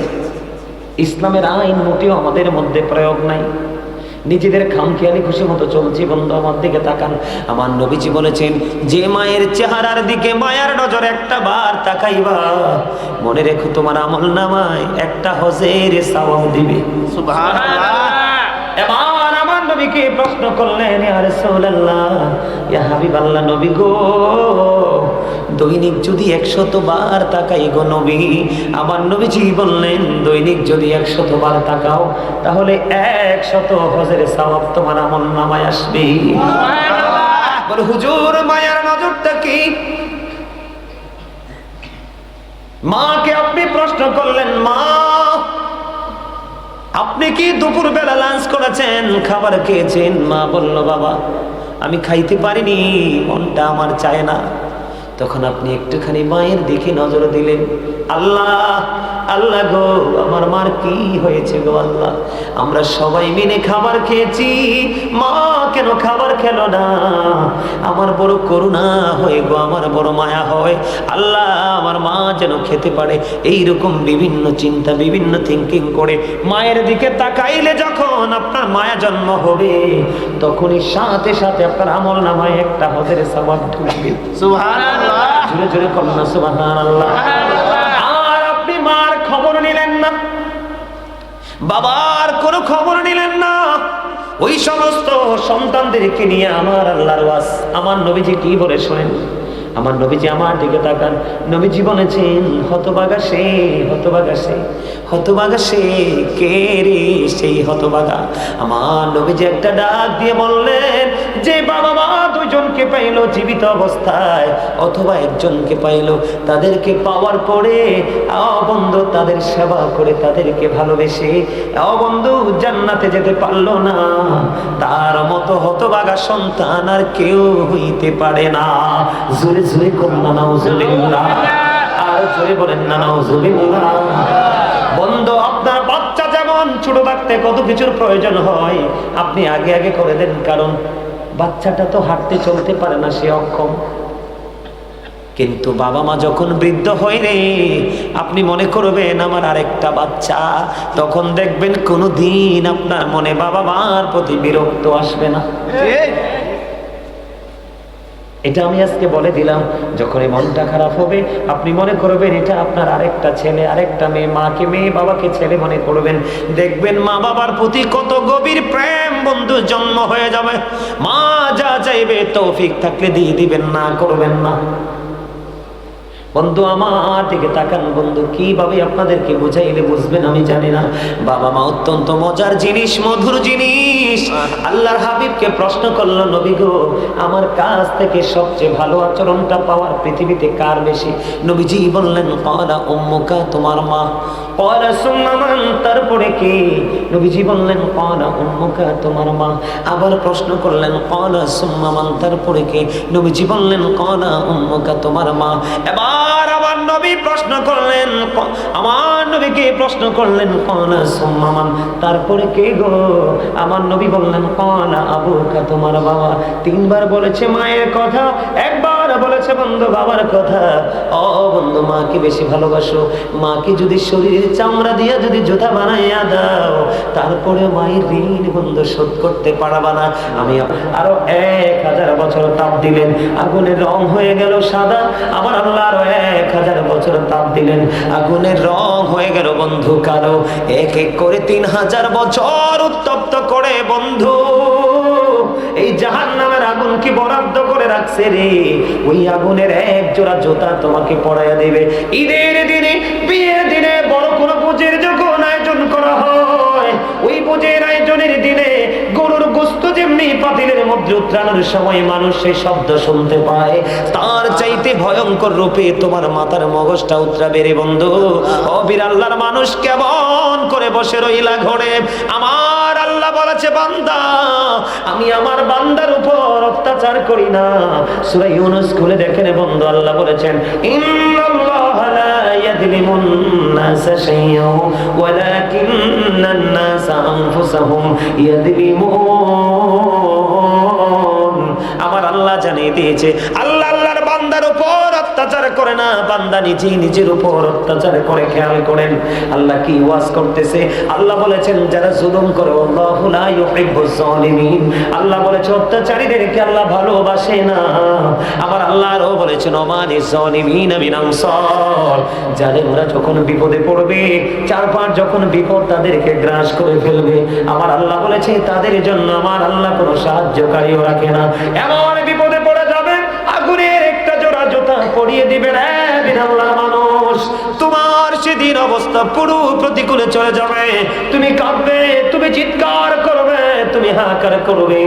তোমাদেরকে আমি বলে দেই, কোরআন শরীফের 19 পারা সূরা শুআরা 88 নম্বর আয়াত করে দেখো। আমার আল্লাহ বলেছে, যেই সন্তানের জন্য গোলামি ছেড়ে দিয়েছো, যেই সন্তানের জন্য সুদ খেয়েছো, যেই সন্তানের জন্য ঘুষ খেয়েছো, যেই সন্তানের ভবিষ্যতের জন্য নিজের জীবনকে কুরবানি করে দিয়েছো, আমার আল্লাহ বলেছে, বান্দা কেমন করে এত বোকা হলি রে?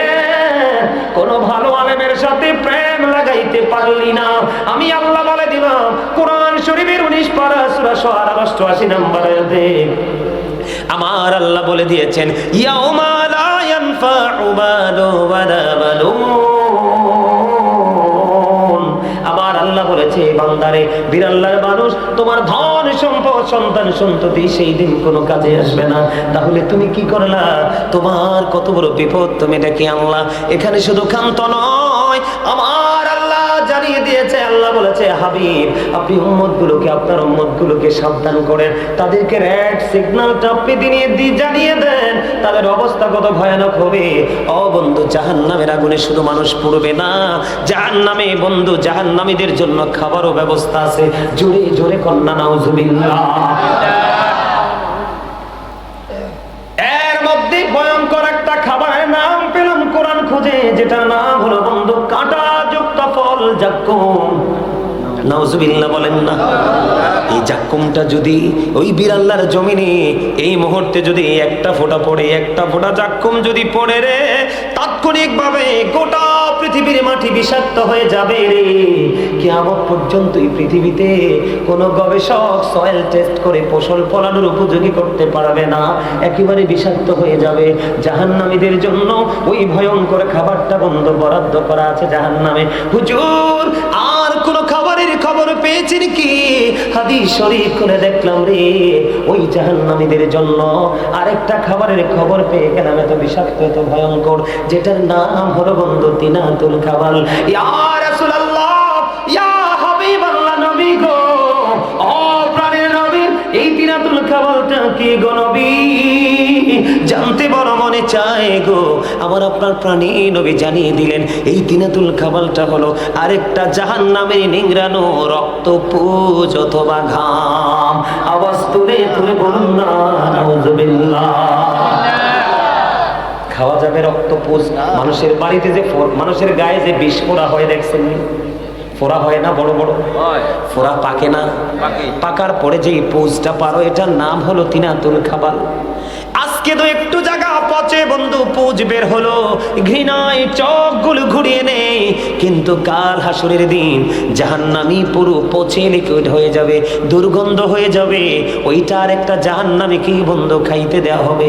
ওই যে বলেছি আমার আল্লাহ বলেছে ওয়ামানিস সালিমিনা মিন আনসার, তোমরা জুলুম করছো, চিন্তা ভাবনা করে জুলুম করো। জালেমদের বিপদে যখন আসবে আমি আল্লাহ কোনো সাহায্যকারী রাখি নাই। আল্লাহ বলেছেন লা ইয়ামুতু ফিহা ওয়ালা ইয়াহইয়া ওয়ামা হুম আনহা বিগাইবিন। আবার আল্লাহ বলেছেন বন্ধু তুমি খাইতে হবে রে, বাঁচতেও পারবা না, মরতেও পারবা না, ওখান থেকেই পালাইতেও পারবা না।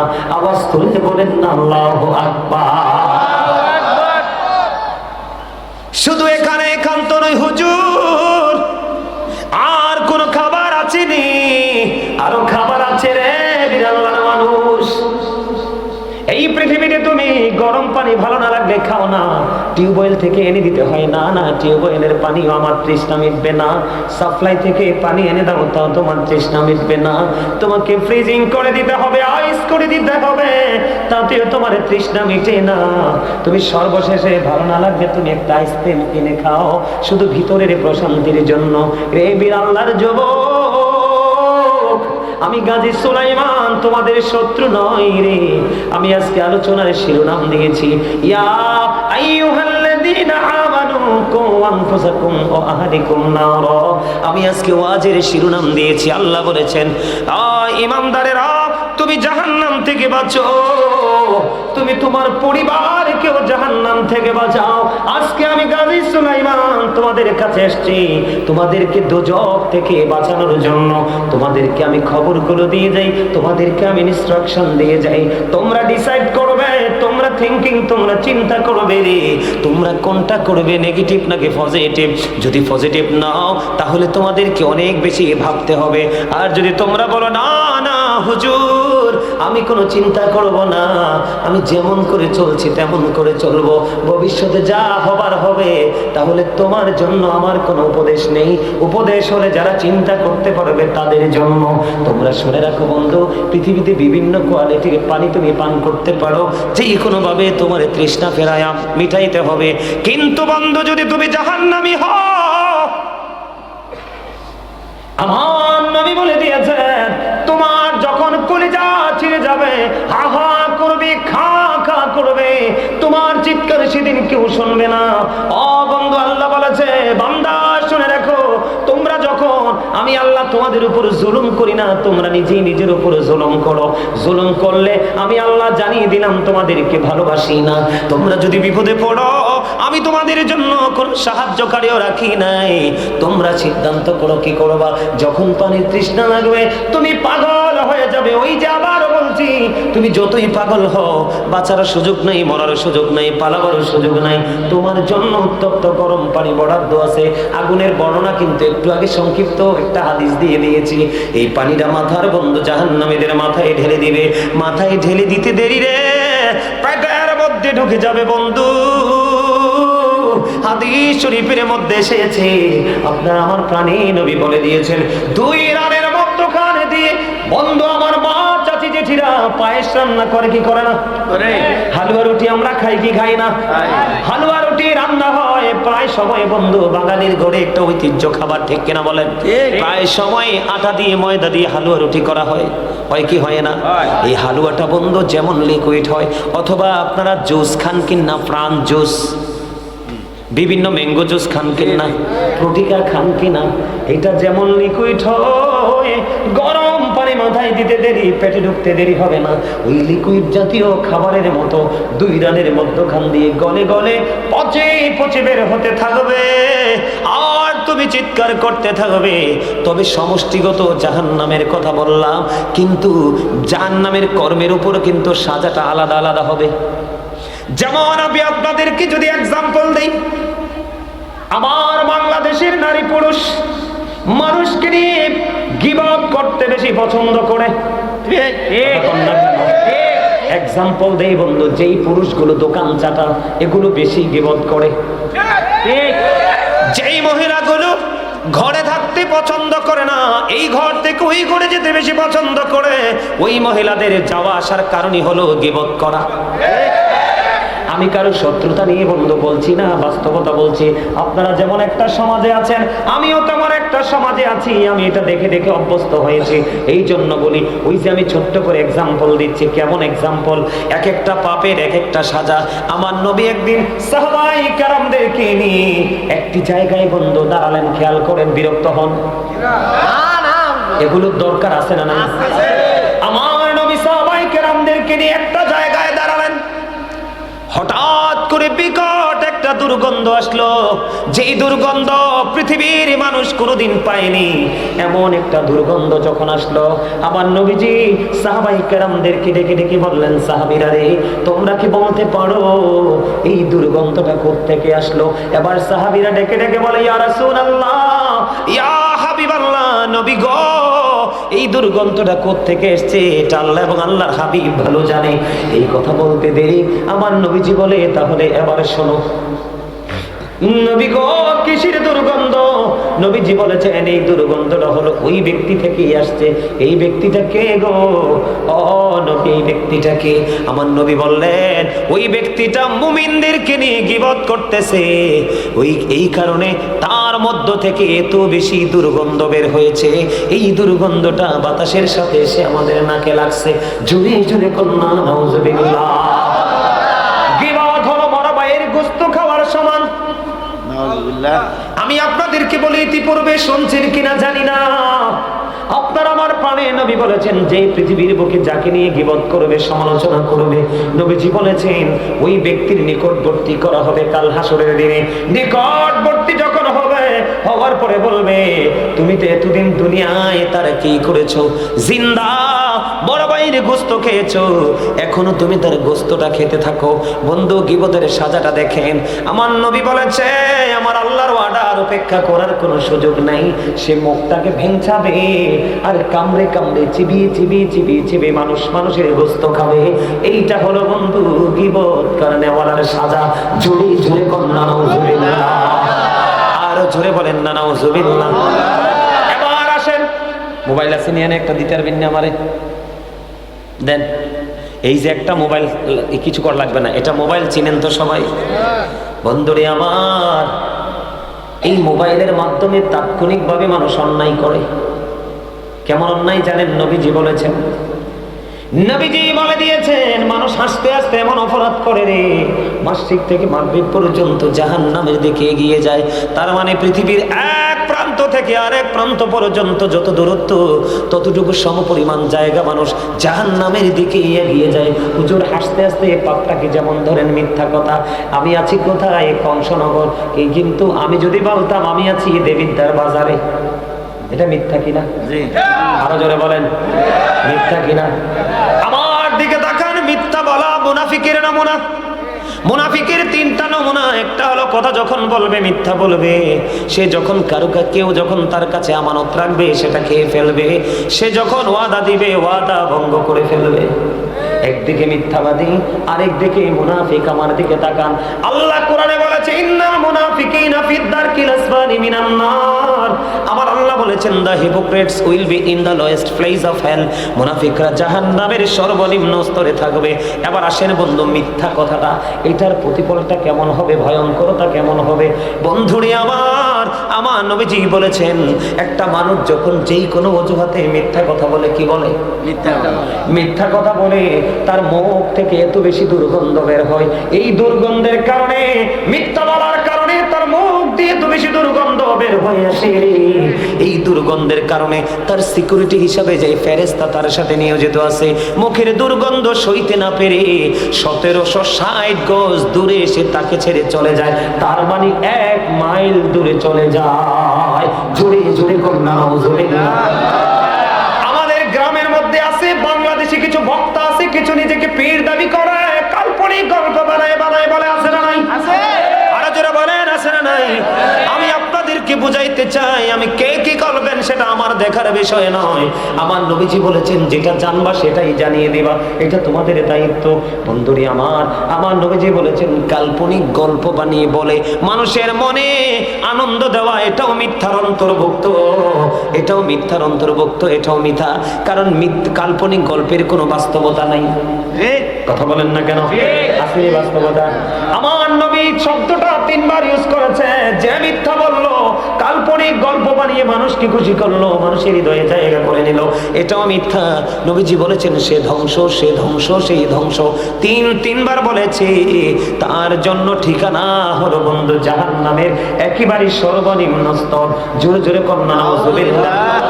এবার আসে বন্ধু মিথ্যাবাদী। কিছু কিছু মিথ্যাবাদী আছে, এই ঘর থেকে ওই ঘরে মিথ্যা প্রচার করে। এই কিছু কিছু মিথ্যাবাদী আছে, এই দোকান থেকে ওই দোকানে মিথ্যা কথা প্রচার করে। কিছু কিছু মিথ্যাবাদী আছে, এই সৌমনি থেকে ওই সৌমনিতে মিথ্যা কথা প্রচার করে। কিছু কিছু মিথ্যাবাদী আছে লেখার মাধ্যমে মিথ্যা প্রচার করে, আছে না নাই? এটা আমার বানানো গল্প নয়, সামুরা ইবনে জুনদুব রাদিয়াল্লাহু তাআলা আনহু থেকে হাদিসটা বর্ণিত। হাদিস এসেছে বন্ধু বুখারী শরীফের মধ্যে। আমার দিকে তাকান, আমি আপনাদেরকে কি বুঝাইতে চাই, এই ওয়াজ আপনার আমার জীবনে বেশি প্রয়োজন। দাদা ভাই কি বলেন? আপনার কি পছন্দ হয় আমার ওয়াজ? এই যে দেখেন মোবাইল, এই যে দেখেন ক্যামেরা, সোশ্যাল মিডিয়ার মাধ্যমে একজন ভদ্রলোককে কলঙ্ক দেখে লাগাইয়া কালা করে দেয়, আছে না নাই? মিথ্যার মাধ্যমে। কিসের মাধ্যমে? মিথ্যার মাধ্যমে। আপনারা আমার দিকে তাকান, কেউ সকাল থেকে বিকেল পর্যন্ত, কেউ এক জুমা থেকে আরেক জুমা পর্যন্ত, কেউ 1 মাস থেকে আরেক মাস পর্যন্ত, কেউ এই বছর থেকে ওই বছর পর্যন্ত কন্টিনিউয়াসলি মিথ্যা চড়াইতে থাকে। মিথ্যাবাদীর সাজাটা কেমন দেখেন। আমার দিকে তাকান, খেয়াল করেন। আমার নবীজি একদিন কি করলেন, সাহাবীদেরকে বললেন, বুখারীতে এসেছে হাদিসটা, সাহাবীরা রে তোমাদের মধ্যে এমন কি কেউ আছো রে স্বপ্ন দেখেছো? সাহাবীরা বললেন না গো না নবী, আমরা কোনো স্বপ্ন দেখিনি। এবার আমার নবী বললেন আমি একটা স্বপ্ন দেখেছি, তোমরা শুনবে কি? ইয়া রাসূলুল্লাহ শুনবো গো। অনেক লম্বা হাদিসটা, তবে মিথ্যা নিয়ে যেহেতু বলছি একটুখানি বলি। চাচা ভালো লাগেনি? এবার কি করলেন, আমার দিকে তাকান। নবীজিকে 2জন ফেরেশতা আসলেন, ইয়া রাসূলুল্লাহ চলেন আপনাকে নিয়ে ভ্রমণ করব। নবীজি ভ্রমণে বের হলেন, অনেকগুলো ভয়ঙ্কর দৃশ্য তিনি দেখতে পাইলেন। এর মধ্যে একটা দৃশ্য দেখতে পাইলেন, আমার দিকে তাকান। একটা লোক বন্ধু এমনি গদির মধ্যে চিত হয়ে হেলান দিয়ে শুয়ে আছে, আর দেখেন আরেকজন লোহার শক্ত চিরুনি দিয়ে একদিক দিয়ে তার চামড়াটা তুলে ফেলছে, আরেক দিক দিয়ে বন্ধু জোড়া লাগতেছে। একদিক দিয়ে তার চামড়াটা ছিলতেছে, আর একদিক দিয়ে জোড়া লাগতেছে। এমনি করে করে করে বন্ধু এই থেকে এই পর্যন্ত চামড়া খালি তুলতেছে আর জোড়া লাগতেছে। নবীজি বলল, ও আমার সঙ্গীরা তোমরা বলুনি এই মানুষটার এই সাজাটা কন্টিনিউ জীবিত অবস্থায় কেন ওই সাজাটা চলতেছে? নবী গো, এটা হলো শ্রেষ্ঠ মিথ্যাবাদী। এটা সকালে ঘুম থেকে উঠে এমন ভাবে মিথ্যা প্রচার করত।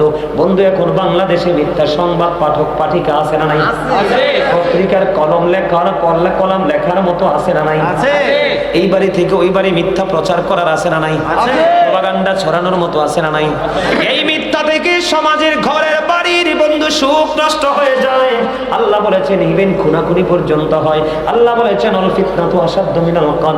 সমাজের মধ্যে জাতির মধ্যে মিথ্যার মাধ্যমে অবন্ধু গীবতের মাধ্যমে যে কোনো মাধ্যমে অস্থিতিশীল পরিবেশ তৈরি করা, এটা হত্যার চেয়ে বড় জঘন্য অপরাধ। জোরে জোরে কন্যা নাউজুবিল্লাহ, আর জোরে বলেন না নাউজুবিল্লাহ। আমার ওয়াজটা বুঝতে পারতেছেন না আপনারা? পারেন? এবার আপনাদের এই বিড়াল্লাতে কেউ সুদ খায়নি? আছে? আছে? আমি আপনাদেরকে বলি, আমার নবীর ওই হাদিস মনে পড়ে গেল। আমার নবী বলেছেন কিয়ামতের আগে ঘরে ঘরে মানুষ সুদ খাইবে। কেউ যদি চায় আমি সুদ খাইবো না, সুদের বাতাস পর্যন্ত তার গায়ে লাগবে, কারণ সুদখোরের সংখ্যা বেড়ে যাবে। ওই হাদিসের মিথ্যাবাদীর যে হাদিসটার একটা অংশ বললাম, ওই হাদিসের আরেকটা অংশ নবীজি একটা দৃশ্য দেখার পরে এবার বন্ধু নবীজি ঘুরতে ঘুরতে ঘুরতে ঘুরতে একটা রক্তের নদীর কাছে গেলেন। রক্তের নদীর কাছে গিয়ে দেখলেন, ও বন্ধু, একটা লোক রক্তের নদীতে সাঁতার কেটে কেটে কেটে কেটে পাড়ে আসতে চায়, কিন্তু তিনি কোনোভাবেই বন্ধু পাড়ে আসতে পারে না। ও বন্ধু, কত করুণ, কত হৃদয় বিদারক ঘটনা। হাজার চেষ্টা করেও সেই কুলে আসতে পারে না। একজন বড় বড় পাথর নিয়ে কুলের মধ্যে দাঁড়িয়ে আছে। কুলে আসতে চাইলে পাথর মারে, কুলে আসতে চাইলে পাথর মারে। আপনারা বলেন, নির্দিষ্ট সময়ের পরে রক্তের কি গন্ধ কয় না সুঘ্রাণ কয়? আর জোরে কর না। এবার এই লোকটা রক্তের নদী থেকে পাড়ে আসতে চায়, কুলে আসতে চায়, কুলে আসতে পারে না, কুলে আসতে পারে না। পাথর মেরে মেরে তাকে বিতাড়িত করা হয়। আমার নবী সঙ্গী ফেরেশতাদেরকে প্রশ্ন করলো, তোমরা বলো না এই লোকটা কে রে, তার অপরাধটা কি? এবার ওই ফেরেশতারা ডাক দিয়ে বললেন, নবী গো, ও প্রাণের নবী, এই লোকটাকে আল্লাহ রক্তের নদীর মধ্যে কন্টিনিউয়াসলি রেখে দিয়েছে। তার কারণ হলো সে পৃথিবীতে সুদ খাইছে। এখন আমার আপনার প্রশ্ন হতে পারে, সুদখোরকে কেন রক্তের নদীতে নিমজ্জিত করে দেওয়া হলো? এটার কারণ হলো বন্ধু, আমি আপনাদেরকে বলি, আমরা টাকা যদি ইনকাম না করি বাজার করতে পারবো না, বাজার যদি না করি রান্না হবে না, রান্না যদি না হয় খেতে পারবো না, খেতে যদি না পারি শরীরে কোনো রক্ত উৎপাদন হবে না। আপনাদেরকে বোঝাই, টাকা যদি হারাম হয় আপনার বডির রক্তটাও বন্ধু হারাম। আপনি তো সুদ খাইলেন না, অসহায় দুস্থ গরিব মানুষের রক্তগুলো আপনি চষে নিয়ে আসলেন। আপনি এই সুদের টাকার সুগে কত মা হার্ট অ্যাটাক করে মারা যায়, এই সুদখোরের তাণ্ডবে কত বাবা বন্ধু বাড়ি ছাড়া হয়ে যায় রে, বিটে ছাড়া হয়ে যায়। এদিক দিয়ে গরিবের শরীর শুকায় টেনশনে, খাবারের অভাবে, টাকার সুগে, আর সুদখোর শুধু মোটা হতে থাকে রে। এই মোটা শরীর সুদখোরের জন্য সবচেয়ে বড় অভিশাপ। জোরে কর নাউজুবিল্লাহ। শুধু এখানে ক্ষান্ত নয়, আমার কথা আপনারা কি রাখুন। যদি কেউ সুদ খেয়েও থাকেন আজকের পরে ছেড়ে দিবেন, আমি অনুরোধ করে যাব। বন্ধু আমার নবীজি মেরাজে গেলেন, এটা মেরাজের চাঁদ। জি নবীজি যখন মেরাজে গেলেন, যাওয়ার পরে এদিক তাকান, এক একটা মানুষের পেট এক একটা ঘরের মতো বড় বড়। জিব্রাইলকে আমার নবী বললেন, জিব্রাইল বলে দাও না এই বড় বড় পেটওয়ালা মানুষগুলো এরা কারা রে? এবার জিব্রাইল ডেকে ডেকে বলেন, ইয়া রাসূলুল্লাহ, ইয়া হাবিবাল্লাহ, নবী গো, এরা দুনিয়ার সুদখোর।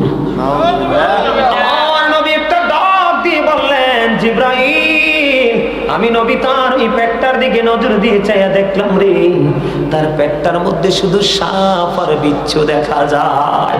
জোরে জোরে কন্যা নাউজুবিল্লাহ, আরো জোরে বলেন না নাউজুবিল্লাহ। দোষগুলো আমাদের মধ্যে আছে না নাই? কেউ যদি 10 টাকা দিয়া জামা বানায়, কয় টাকা? 10 টাকা দিয়া যদি একটা জামা কিনে বন্ধু, 9টা টাকা হালাল, 1টা টাকা সুদের। নবী কইছে এই জামা পরে কিয়ামত পর্যন্ত নামাজ পড়তে পারবা, নামাজ আল্লাহ পর্যন্ত পৌঁছাবে না। কারণ আমার নবীজি বলেছেন, লা তুকবালু সালাতুম বিগাইরি তুহুর ওয়ালা সাদাকাতুম মিন গলল। আমার নবীজি বলেছেন, পবিত্রতা ছাড়া ইবাদত কবুল হয় না, হালাল টাকা ছাড়া দানও আমার আল্লাহ কবুল করে না। ঠিক যাবেন কই? তোমার কাঁধে যে শয়তান বসছে এটা আমি বুঝতে পারছি, আমি কিন্তু তারাবো শয়তান, জ্বালিবে তানবো একটু পরে। আমি তোমাদের উস্তাদ, আমি তোমাদের টিচার। তোমরা যারা আমার ডাইনে বাবা আছো, আমার বাবার বয়সী, চাচার বয়সী, দাদার বয়সী, সব আমার ছাত্র আজকের জন্য। ঠিক ওমা ঠিক বলতে পারেন না? আর এমনি আমাদের মতো উস্তাদ যদি জীবনে কয়েকটা বাচ্চা নিতে পারেন, দুনিয়ায় ভয় নাই, আখেরাতে তো ভয় নাই। কারণ আল্লাহ যত ওয়াজ করছে আলেমদেরকে নিয়ে, কারে নিয়ে? আল্লাহ একবার কয় হক্কানি আলেমরা, সব আলেম না কিন্তু, আল্লাহ কিন্তু কিছু কিছু আলেম দিয়ে জাহান্নাম উদ্বোধন করবো, কিছু কিছু আলেম দিয়ে জাহান্নাম উদ্বোধন করবো। আমার নবীজি বলে গেছে, হাদিস শরীফের মধ্যে আসছে, কিয়ামতের পূর্বক্ষণে পৃথিবীতে সবচেয়ে নিকৃষ্ট মানুষ হবে আলেমরা। বুঝলেন? খেয়াল করেন, আরে আওয়াজ তুলে বলেন না নাউজুবিল্লাহ। কিয়ামতের আগে কিছু কিছু আলেম কিয়ামতের আলামত হয়ে দাঁড়াবে বলেছে কে? রাসূল বলেছে। কেন জানেন? তাদের মধ্যে সঠিক শিক্ষা, সঠিক ইলম, সঠিক পড়াশোনা থাকবে না, দাড়ি টুপি পাগড়ি জুব্বায় ভরপুর থাকবে। তারা মানুষকে ভুলভাল ফতোয়া দিয়ে পথভ্রষ্ট করে দিবে। এই আলেমগুলো কি সমাজের জন্য বোঝা কিনা? বুঝা নিতে হইব। আল্লাহ একবার কয় আলেমরা হচ্ছে নবী রাসূলদের কি ওয়ারিস।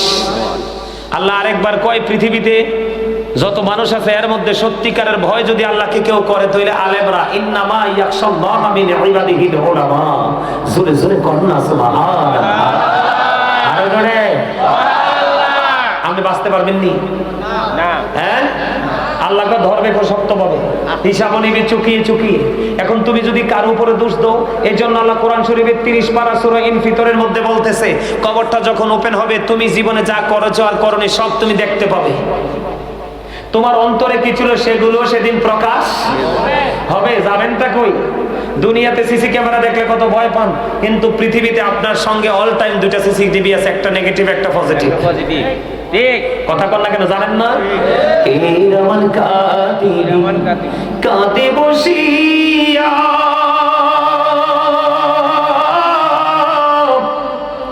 সকল কর্ম লিখিতেছি হুকুমনিয়া, আল্লাহর হুকুমনিয়া।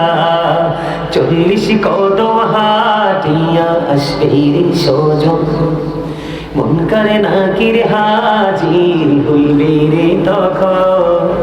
ঘুমটা খুলিয়া সওয়াল ও মুসলিম ভাই, ঘুমটা খুলিয়া সওয়াল করিবেন তখন। 40 কদম হাঁটিয়া আসবে রে সজন, কি সওয়ালের কি জবাব হইতে যে পারে। সময় থাকিতে ও মন জানিও তারে, ও মন জানিও তারে। বলেন 40 কদম হাঁটিয়া আসবে রে সজন, মুনকার নাকির হাজির হইবে রে তখন। বাস্তব কথা কিনা? ওই দেখেন আমি গজল টান দিছি, ওই একটা দেখেন কান্দে, এই যে দেখেন চোখের পানি বেরিয়ে গেছে। এটাই হল নিয়ামত। আমার নবীজি বলেছেন কেউ যদি আল্লাহর কথা পরকালের কথা ভয় করে মাছির মাথার সমপরিমাণ একটা ফোঁটা চোখের পানি যদি ঝরাইতে পারো, তোমার জন্য জাহান্নাম হারাম হয়ে যাবে, জান্নাত ওয়াজিব হয়ে যাবে। এই যে আমার এই ভাই নাম কি জানি না, কয়েক ফোঁটা পরে বলে কয়েকটা ফোঁটা পড়ছে। তাকওয়া, তাকওয়া কি? আপনার সারা জীবন পাপ করবেন, একটা সময় আপনার কলিজার মধ্যে ভয় ঢুকবে, ভয় আপনার জীবনকে দামি করে দিবে। কিন্তু ভীতিহীন জীবনের কোনো মূল্য, চিন্তাহীন জীবনের কোনো মূল্য, সেন্সলেস জীবনের কোনো মূল্য। মনে রাখতে হবে বন্ধু, পদ্মা মেঘনা যমুনার তীরে কত ঢেউ চলে যায় আসে না তো ফিরে। বলেন পদ্মা মেঘনা যমুনার তীরে কত ঢেউ চলে যায় আসে না তো ফিরে। আমিও চলে যাব এমনি করে, বলেন আমিও চলে যাব এমনি করে, আসবো না কবু ফিরে। বলেন পদ্মা মেঘনা যমুনার তীরে কত ঢেউ চলে যায় আসে না তো ফিরে। মানুষ চলে গেলে আর আসে? আপনি যে অহংকার করতেছেন, কি নিয়ে অহংকার করতেছেন? আল্লাহ কি কয় আপনাকে জানেন? আপনি যে এলোমেলো ভাবে ঘোরাঘুরি করছেন, কাজ করছেন, আল্লাহ আপনাকে কি বলে জানেন? আল্লাহ বলে যখন তোমার কেউ ছিল না তখন ছিলাম আমি, এখন তোমার সব হয়েছে পর হয়েছি আমি। যখন তোমার কেউ রবে না রব শুধু আমি, আমার কাছে আসতে হবে মনে রেখো তুমি। তোরা চাসনি কিছু, তোরা চাসনি কিছু কারো কাছে খোদার মদদ ছাড়া, অন্যের ওপর ভরসা ছেড়ে নিজের পায়ে দাঁড়া। কিছু বুঝতে পারছেন আমার কথা? আমার কথার মর্ম কিছু বুঝতে পারছেন? আপনি চলে গেলে আপনার জন্য কেউ হাদিয়া পাঠাবে না। আপনি যাওয়ার আগে নিজের পায়ে খাড়া মানে কি? নিজের আমলটা নিজে করে যাওয়া হচ্ছে বুদ্ধিমান মানুষের কাজ। কার কাজ? আমাদেরকে তাকান। বিপদে যখন পড়ে যাবে মানুষ, এই যুগের মানুষ ম্যাক্সিমামই বিপদগ্রস্ত। বিশেষ করে এখনকার যে ইয়াং মেন, এদেরকে নিয়ে আমি বেশি টেনশন, আমার মধ্যে বেশি টেনশন কাজ করে, কারণ এরা পুরোপুরি ধ্বংসের দিকে হেঁটে যাচ্ছে। মসজিদ মাদ্রাসা ভালো কাজে এদেরকে সহজে পাওয়া যায় না, কারণ তারা আরেকটা জগতে ঢুকে গেছে, যেই জগতের নাম হলো নোংরা জগৎ। নাউজুবিল্লাহ বলেন না? সেই জগতের নাম কি? নোংরা জগৎ। আমার দিকে দেখান, বিপদে পড়লে, এই দুনিয়াতে বিপদে পড়লে বাঁচা আছে, পিছন দিয়ে পালানোর ব্যবস্থা আছে, কেউ না কেউ টেলিফোন দিয়ে আপনার জন্য সুপারিশ করার আছে, আছে না নাই? কিন্তু ওপারে বিপদে পড়লে আপনার আমার তো উপায় থাকবে না। কি আমার কথা বুঝতে পারছেন? ওপারে যদি আপনি আমি বিপদে পড়ি, বলবো একটু? আল্লাহ বলেছেন বান্দা সাবধান হয়ে আসো। আল্লাহ বলেছেন লা ইয়ামুতু, ওখানে যখন তুমি বিপদে পড়বা, লা ইয়ামুতু, people will not die that day, সেদিন মানুষ মরতে পারবে না। আল্লাহ বলেছেন ফিহা ওয়ালা ইয়াহইয়া, people will not be able to live that day, সেদিন মানুষ বাঁচতেও পারবে না। আল্লাহ বলেছেন ওমা হুম আনহা বিগাইবিন, people will not be able to escape that day, সেদিন মানুষ সেখান থেকে পালাতেও পারবে না। আপনারা বলেন, চিন্তা করে নিজের বিবেককে প্রশ্ন করেন, কোন উপায় আছে আপনাদের? থাকবে সেদিন? বাঁচারও সুযোগ নাই, মরারও সুযোগ নাই, পালিয়ে যাওয়ারও সুযোগ নাই। বলে হুজুর কেন গো মানুষ মরতে চাইবে, কেন মানুষ বাঁচতে চাইবে, কেনই বা মানুষ পালাতে চাইবে? তার কারণটা কি বন্ধু? জাহান্নামীদের জন্য সবচেয়ে কম আযাব হলো আগুনের এক জোড়া জুতা। নাউজুবিল্লাহ, নাউজুবিল্লাহ। রে বিরাল্লাহ গ্রামের আমার ভাই, আমার বাবা, আমার মা, মা গো, আমার বোনদেরকে ডেকে ডেকে বলছি গো, তোমরা হৃদয় উজাড় করে শোনো, এই জাহান্নামের আগুন এই পৃথিবীর আগুনের মতো না রে। হযরতে আবু হুরায়রা রাদিয়াল্লাহু তাআলা আনহু থেকে বর্ণিত হাদিস কালাম, আমার নবী বলেছে পৃথিবীর উম্মত হৃদয় খুলে শোনো, আজকে আমি এই বিরাল্লাহর আমার ভাই বাবা, আমার মা বোনদেরকে বলছি গো, হৃদয়ের জানালা খুলে দিয়ে শোনো গো, আমার নবীজি জানিয়ে দিয়েছে জাহান্নামের আগুনটা আমার আল্লাহ 1000 বছর তাপ দিয়ে উত্তপ্ত করেছে, আগুনটার রং হয়ে গেল লাল। আমার আল্লাহ কই না না, এই আগুনে হবে না, যেই পরিমাণ অন্যায় বান্দাগুলো করবে, যেই পরিমাণ বান্দাগুলো যেই পরিমাণ অপরাধ করবে,